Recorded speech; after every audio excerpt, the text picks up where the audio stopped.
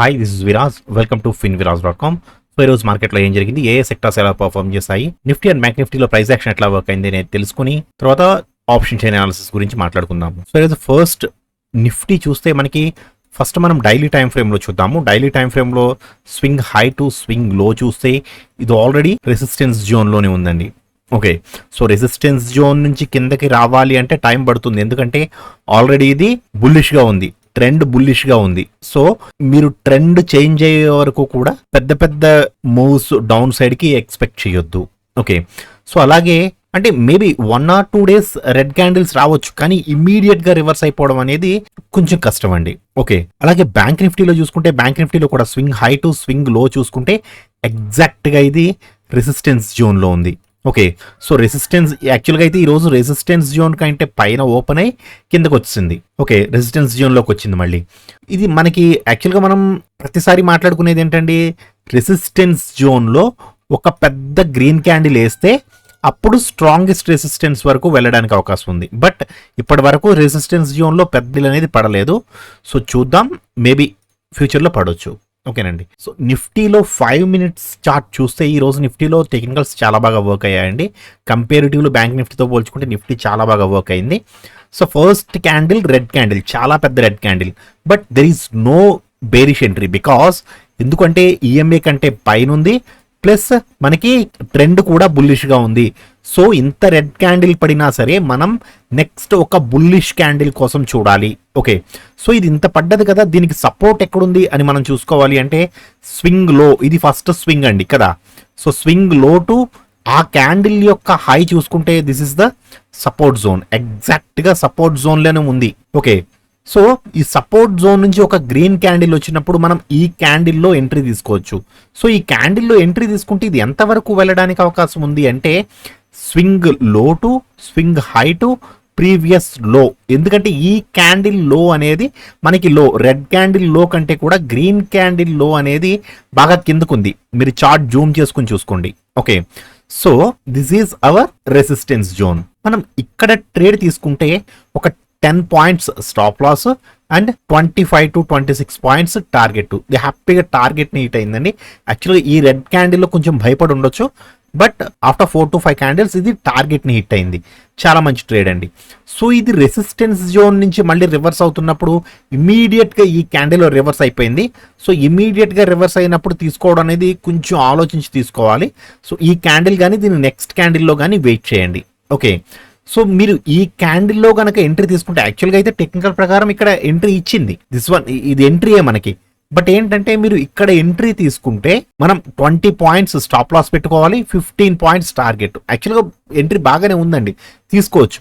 But మనం ఇక్కడ entry ఇక్కడ తీసుకుంటే ఈ first candle and second candle with in 2 to 3 candles లో ఇది స్టాప్ లాస్కి వెళ్ళిపోయింది. మళ్ళీ ఇమీడియట్గా మళ్ళీ మన రేంజ్కి వచ్చింది. ఎక్కడైతే ఫస్ట్ టైం బై చేసామో పిఏని మళ్ళీ అదే రేంజ్కి వచ్చింది.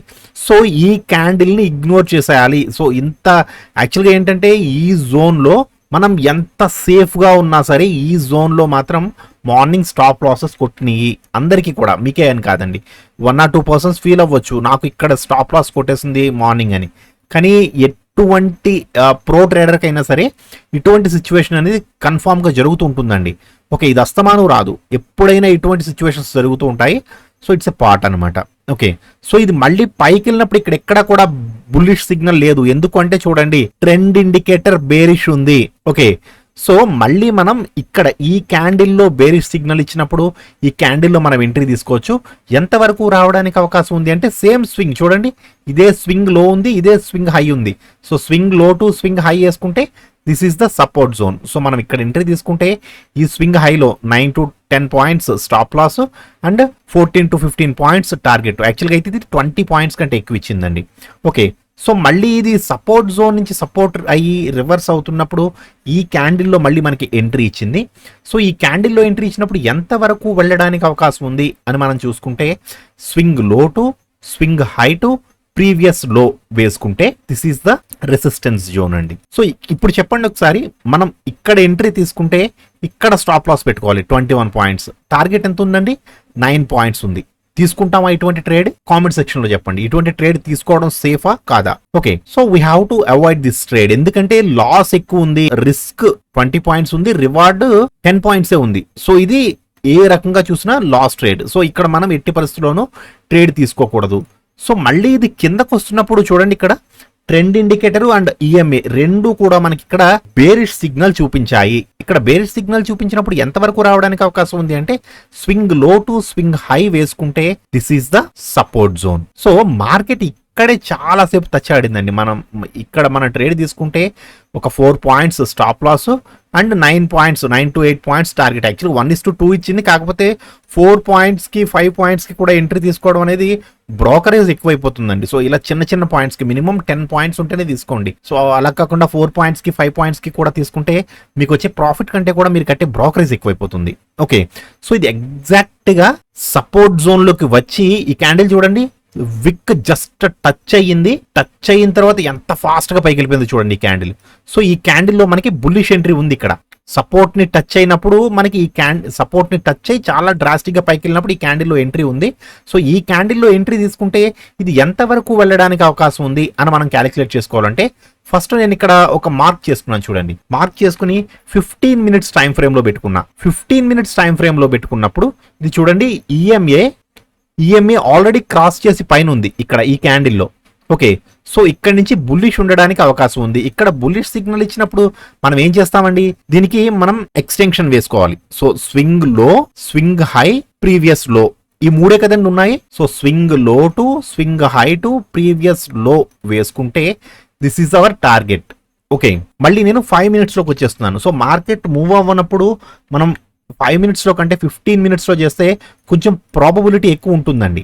ఓకే, ఇక్కడ ట్రేడ్ తీసుకుంటే ఇక్కడ స్టాప్ లాస్ పెట్టుకుంటాము, ఒక 10 points stop loss and 25 points target. ఇది హ్యాపీగా వెళ్ళి టార్గెట్ ని హిట్ అయింది చూడండి. మళ్ళీ ఎగ్జాక్ట్ గా రెసిస్టెన్స్ జోన్ ని టచ్ అయిన తర్వాత మళ్ళీ ఇమీడియట్ గా రివర్స్ అయిపోయింది. సో ఇమీడియట్ గా రివర్స్ అయినప్పుడు తీసుకోకూడదు అని ఆల్రెడీ ఈ క్యాండిల్లో చెప్పాను నేను. సో ఈ క్యాండిల్లో చెప్పాను, యాజ్ ఇట్ ఈస్ ఇక్కడ కూడా జరిగింది. సో నెక్స్ట్ క్యాండిల్కి వెయిట్ చేయండి, లేదు నెక్స్ట్ క్యాండిల్ హాఫ్లో అయినా తీసుకోవచ్చు మీరు. సో ఇది కిందకి రావడానికి అవకాశం ఉంది అంటే, సో అటువంటిప్పుడు ఏం చేస్తారంటే ఈ క్యాండిల్ హాఫ్లో ఎంతవరకు రావడానికి అవకాశం ఉంది, swing low to swing high వేసుకుంటాము. సో ఈ క్యాండిల్ హాఫ్లో మనం ట్రేడ్ తీసుకుంటే ఇక్కడ 14 points stop loss and 17 points target. ఇది యాక్చువల్గా డైరెక్ట్గా వచ్చి స్ట్రాంగెస్ట్ సపోర్ట్ని కూడా టచ్ అయిపోయింది. 32 పాయింట్స్ ఇచ్చిందండి, 1:2 ఇచ్చింది, మంచిగానే ఇచ్చింది ట్రేడ్. బట్ ఏంటంటే కొంచెం తీసుకునేటప్పుడు జాగ్రత్తగా తీసుకోవాలి. ఓకే, ఎందుకంటే ఇమీడియట్ గా వి షేప్ అనమాట, ఇమీడియట్ గా రివర్స్ అయిపోయింది. ఓకే, సో మళ్ళీ పైకి వెళ్తున్నప్పుడు కూడా ఎగ్జాక్ట్ గా సపోర్ట్ జోన్ నుంచి రివర్స్ అయి పైకి వెళ్ళింది. సో ఆఫ్టర్ 3 o'clock తర్వాత ట్రేడ్స్ తీసుకోవద్దు, కొంచెం రిస్క్ అండి. సో బ్యాంక్ నిఫ్టీలో ఈరోజు ఎక్స్పైరీ ఉంది, అందుకనేసి సరిగ్గా కదలలేదు అనుకుంటున్నాను నేను. So first candle red candle వేసినప్పుడు ఇది ఎంతవరకు రావడానికి అవకాశం ఉంది, ఎందుకు అంటే నిఫ్టీ ఫస్ట్ క్యాండిల్ బుల్లిష్ గా ఉంది చూడండి, ట్రెండ్ బుల్లిష్ అండ్ ఈఎంఏ కంటే పైన ఉంది. కానీ బ్యాంక్ నిఫ్టీ ఈఎంఏకి కింద ఉంది, ట్రెండ్ కూడా బేరిష్ ఉంది. సో బ్యాంక్ నిఫ్టీ కిందకే చూస్తుంది మార్నింగ్ నుంచి కూడా. సో ఎంతవరకు రావడానికి అవకాశం ఉంది అంటే swing low to swing high వేసుకుంటే this is the support zone. నేను మార్నింగ్ ఈ లెవెల్స్ అప్డేట్ చేశానండి నేను. ఓకే, సో ఇది సపోర్ట్ జోన్. పైకి వెళ్తున్నప్పుడు మనం ఒక గ్రీన్ క్యాండిల్ కోసం చూడాలి, కిందకు వస్తున్నప్పుడు ఒక రెడ్ క్యాండిల్ కోసం చూడాలి. So this is the red candle. కానీ రెడ్ క్యాండిల్ లో మనం ఎంట్రీ తీసుకుంటామా, తీసుకోకూడదు. ఎందుకు, ఇది సపోర్ట్ జోన్. సపోర్ట్ జోన్ లో రెడ్ క్యాండిల్ వేసినా సరే మనం తీసుకోకూడదు. ఓకే, సో ఇక్కడెక్కడ కూడా మీరు ఎక్కడ ఎంట్రీ తీసుకున్నా సరే ఇక్కడెక్కడా కూడా సరైన ఎంట్రీ లేదు, సపోర్ట్ జోన్లోనే ఇచ్చిందండి. సో ఇది పైకి వెళ్ళింది, ఇది గ్రీన్ క్యాండిల్ తీసుకుందామా అంటే లేదు, ఇది బేరిష్. లేదు మళ్ళీ ఇక్కడ గ్రీన్ క్యాండిల్ వేసింది తీసుకుందామంటే స్టిల్ బేరిష్. ఓకే, సో ఇక్కడెక్కడా కూడా బుల్లిష్ ఎంట్రీ లేవు, బేరిష్ ఎంట్రీ తీసుకుందామా అంటే ఇది ఎక్కడ ఉందండి, సపోర్ట్ జోన్ లో ఉంది. సో తీసుకోవడానికి లేదు. సో మనం ఈ క్యాండిల్లో, ఈవెన్ ఈ క్యాండిల్లో తీసుకున్నా సరే ఇది ఎంత వరకు రావడానికి అవకాశం ఉంది అంటే ఇది దీనికి చాలా దగ్గరలో ఉంది చూడండి. ఈ క్యాండిల్ అనేది ఈ స్వింగ్ లోకి చాలా దగ్గరలో ఉంది. సో మనం ఏం చేస్తాము, ఈ స్వింగ్ తర్వాత నెక్స్ట్ స్వింగ్ ఏది ఉంది అనేది చూసుకోవాలి. సో నెక్స్ట్ స్వింగ్ ఇది ఉంది కాబట్టి swing low to swing high వేసుకుంటే యాక్చువల్గా ఈ జోన్ వరకు రావాలి కదండి. సో మనం ఇక్కడ ట్రేడ్ తీసుకుంటే ఒక 70 to 80 points stop loss and 90 points target. యాక్చువల్గా అయితే ఇది 70 పాయింట్స్ వరకు వచ్చిందండి, 90 రాలేదు, టార్గెట్ రాలేదు. బట్ అలా అని స్టాప్ లాస్ కూడా కొట్టలేదు. ఇక్కడ చూడండి ఈ క్యాండిల్లో రివర్స్ అయిపోయింది. ఈవెన్ రివర్స్ అయిన క్యాండిల్లో తీసినా సరే మీరు కాస్ట్ టు కాస్టే ఉంది. ఓకే, స్టాప్ లాస్కి అయితే వెళ్ళలేదు. ఓకే, ఇది కూడా యాక్చువల్గా చెప్పాలంటే సక్సెస్ఫుల్ ట్రేడ్ కాదు. ఈ రోజు యాక్చువల్గా షార్ట్ స్ట్రాడలర్స్ కి చాలా పండగ అని చెప్పుకోవచ్చు. మార్కెట్ ఫస్ట్ 5 మినిట్స్ క్యాండిల్ ఎక్కడైతే ఉందో దాదాపుగా అక్కడే క్లోజ్ అయిందండి మార్కెట్. సో షార్ట్ స్ట్రాడల్స్ 920 స్ట్రాడల్ వేసుకున్న వాళ్ళకి ఈరోజు మంచి ప్రాఫిట్ అని చెప్పుకోవచ్చు.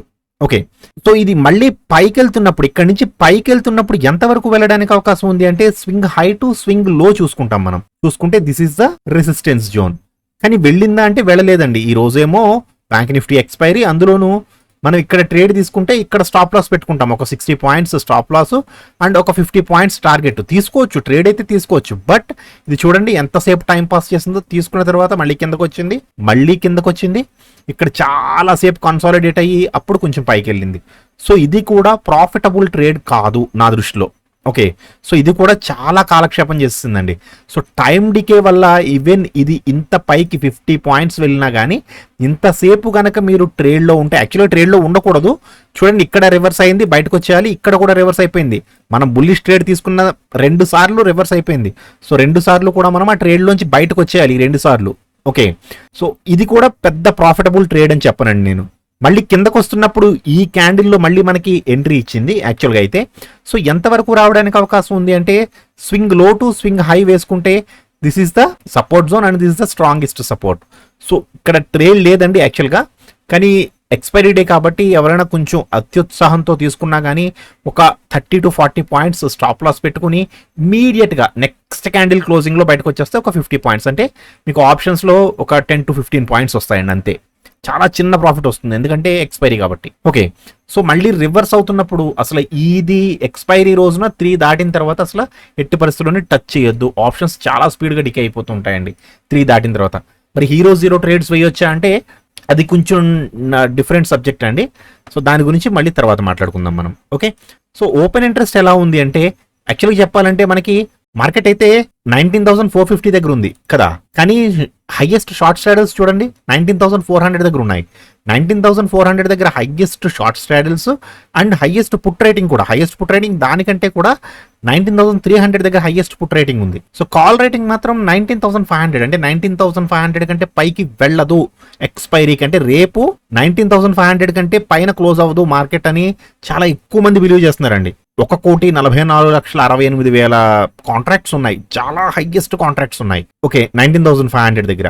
సో వీళ్ళని కొంచెం జాగ్రత్తగా చూసుకోవాలి యాక్చువల్గా అయితే. 50 to 60 points gap up open అయ్యి మార్కెట్ పైన కానీ డ్రాస్టిక్ గా ఒక 15 మినిట్స్ క్యాండిల్ క్లోజ్ అయిందో వీళ్ళందరూ కవర్ కోసం పరిగెట్టేస్తారు. అప్పుడు మార్కెట్ ఇంకా డ్రాస్టిక్ గా వెళ్ళిపోద్దండి. మార్కెట్ ఫ్లాట్ ఓపెన్ అయినా గ్యాప్ డౌన్ ఓపెన్ అయినా సరే వీళ్ళందరూ సేఫ్ సైడే ఉంటారు.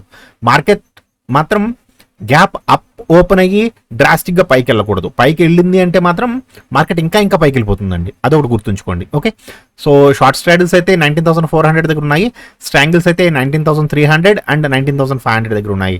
సో కాల్స్ కూడా కొంచెం గట్టిగానే ఉన్నాయండి, పుట్స్తో పోల్చుకుంటే కాల్స్ కొంచెం ఎక్కువ ఉన్నాయి. సో రేపు ఎక్స్పైరీ జాగ్రత్తగా చేసుకోండి. ఏమైనా డౌట్స్ ఉంటే కామెంట్ సెక్షన్లో అడగండి, I will clarify reach and everything doubts. ఓకేనండి. సో నేను చెప్తున్న టెక్నికల్స్ మీకు నచ్చితే వీడియోని తప్పకుండా లైక్ చేసి ఛానల్ని సబ్స్క్రైబ్ చేసుకోండి. Thank you so much.